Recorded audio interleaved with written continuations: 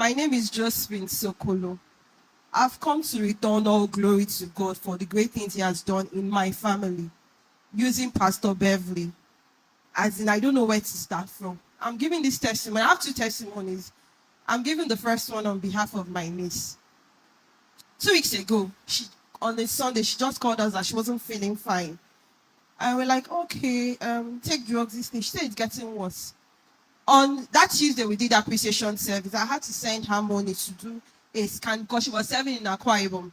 I had to send her money to do a scan and some tests. But later in the day, she told me it was getting worse. So we told her, come back home. Let me take you to the hospital and let you know what's happening. And she came back on a Wednesday. On a Wednesday, from where I picked her up from, I took her straight to the hospital. Only for us to get to the hospital, they said intestinal obstruction. I looked and I laughed. I said intestinal obstruction from where?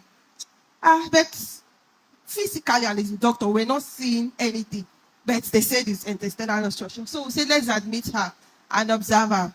I called Pastor Beverly. She sent me a message. She was in church. That was on a Thursday. She was in church leadership retreat.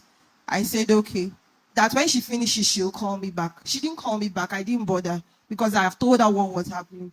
The Friday morning, we now took her to do some tests. Immediately, I called Pastor Beverly. Pastor Beverly said, okay, give me water. And called her and told her she blessed the water and dropped. Come and stand here. She blessed the water and turned it to blood and she drank. We did abdominal x-ray, we did ultrasound scan. We're no longer seeing intestinal obstruction after that. But she was not eating. She could not eat. She was vomiting throughout. As in anything she put, even water. The only thing she was able to put that morning was that blood she drank, that Pastor Beverly. Anything she put, she would vomit. So we went back to the hospital. She was on admission. I called Pastor Beverly.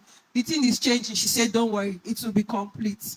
That Friday night, you will know what happened to her on Tuesday last week. That Friday night, that's when she had that dream that they were flogging her.